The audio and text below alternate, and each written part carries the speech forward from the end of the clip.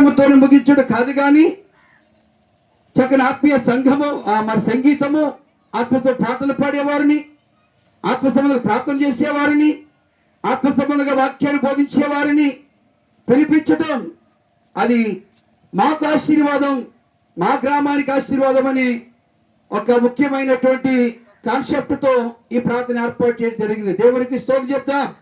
హల్లెలూయా. చూడండి, అదే సామెతల గ్రంథములో 31వ అధ్యాయం 10వ వచనం చూస్తే చక్కని మాట ఉంది. బైబిల్ ఎవరు తెరవట్లేదు. బైబిల్ తెరిచా మా అమ్మాయి చదవాలి. ఇంగ్లీష్ అందుకు తెలుగిస్తున్నాడు, చూడు, సహాయం చేస్తున్నాడు, సహకరిస్తున్నాడు. అమ్మ చదవండి. 31వ అధ్యాయం 10వ వచనం చదవరా.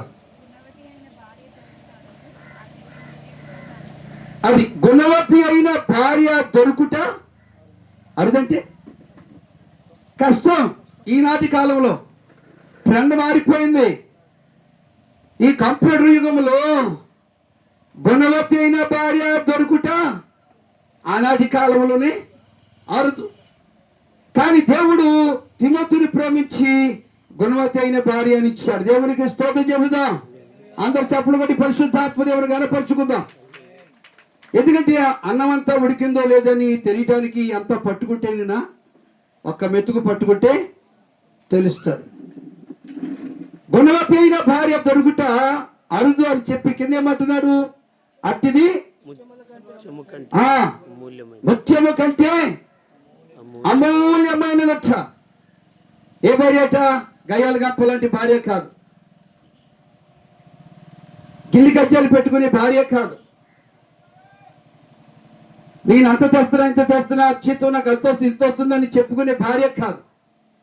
అన్ని విషయాల్లో భర్తకు లోపడి విధేయత కలిగి ఏమండి కుటుంబాన్ని చక్క పెట్టుకొని కుటుంబపు యొక్క పరువు పోకుండా కాపాడుకునే భార్య దొరుకుట అరుదని చెప్పుకొచ్చి అట్టిది ముత్యము కంటే అమూల్యమైనది.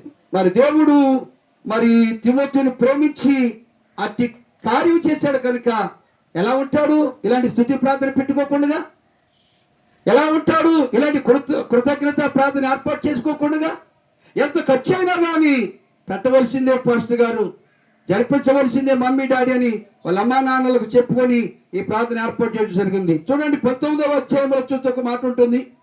సామెతల గ్రంథం 19వ అధ్యాయం, సామెతల గ్రంథం పెళ్ళికొడుకు చదవాలి. 19వ అధ్యాయం 14 చదువునా? గృహమును విత్తనమును పితరులు ఇచ్చిన స్వాస్థ్యము సుబుద్ధి గల భార్య యెహోవా యొక్క దానం. మరొకసారి చదువుకుందాం, మరొకసారి చదువు క్లియర్ గా. గృహమును విత్తనం కాదు, పితరులు ఇచ్చిన స్వాస్థ్యం సుబుద్ధి గల భార్య యెహోవా యొక్క. ఇప్పుడు దేవుడు ఏం చేశాడు? మీకు దానం చేశాడు.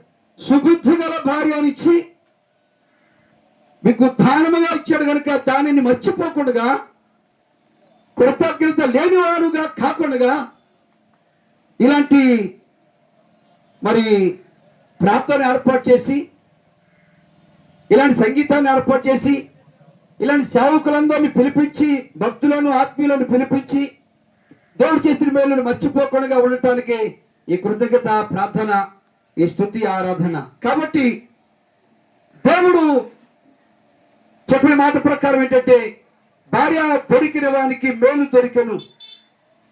మేలు తనకు చేశాడు కనుకని ఆ మేలును మర్చిపోకుండా ఈ స్తుతి ప్రార్థన మన జీవితాల్లో కూడా అనేకమైన మేలులు చేస్తున్నాడు, అనేకమైన ఉపకారాలు చేస్తున్నాడు. కాబట్టి ఆయన చేసిన మేలును మర్చిపోకుండా ఇలాంటి స్తుతి ప్రార్థన ఏర్పాటు చేసుకుంటే మనకు ఏం దొరుకుతుందట? కృప వెంబడి కృపను పొందుచు, కృపలో జయ గీతమే పాడుచు పడదాం చెప్పట్లేదు. కృపలో బడి కృపను పొందుచు కృపలో జయ గీతమే పాడుచు కృపలో జయ గీతమే పాడుచు యేసయ్యా నీవే నాకని వేరెవరు నాకు లేరని వేణుల కొనియాడినా నాశలు తీరవే వేణుల కొనియాడినా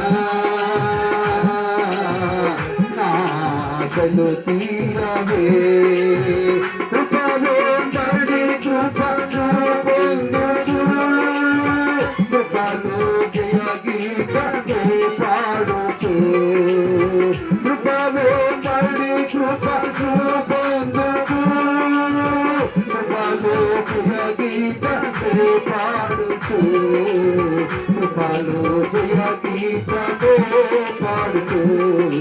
హల్లెలూయా. తిమోతికి నేను చెప్పే మాట ఏమిటంటే కృపలో నిలిచిపోకూడదు. ఈనాడు చాలా మంది కూడా కృపలోనే ఆగిపోతున్నారు. కృపలో బట్టి కృపను పొందాలంటే ఇలాంటి కృతజ్ఞతా ప్రార్థనలు ఏర్పాటు చేసుకోవాలి. ఇలాంటి కృతజ్ఞతా ప్రార్థనలు ఏర్పాటు చేసుకుని దేవుడు చేసిన మేలును బట్టి సాక్షిగా నిలిచినప్పుడు అప్పుడు కృప వెంబడి కృప దేవుడిస్తాడు. ఈ సమయంలో వీళ్ళిద్దరికి ఒక సలహా ఇస్తున్నాను. దైవికంగా వారు అర్థం చేసుకోవాలి. ఎందుకంటే వారి జీవితంలో దేవుని యొక్క ఆశీర్వాదం సమాధాన పరుచు ఆత్మ కార్యములు జరగాలంటే ఈ భార్య భర్తలు ఎలా ఉండాలి అని ఆలోచన చేస్తే భార్య అట గుడ్డి దానిలాగా నటించాలంట జీవితంలో. భర్తట చెవిటివాడి వల్ల నటించాలంట రానున్న జీవితంలో. తిమ్మతి గారు అర్థమవుతుందా? చెవిటివాడికి భార్య ఎన్ని తిట్టుకున్నా కానీ వినపడితే ఊరుకుంటాడా? దెబ్బడి బాగుతాడు, కోపడతాడు ఎవరికైనా కదా. వినపడాలి, చెవిటి వారి వల్లే భర్త ఉండాలి. భర్త ఏదైనా చేస్తున్నప్పుడు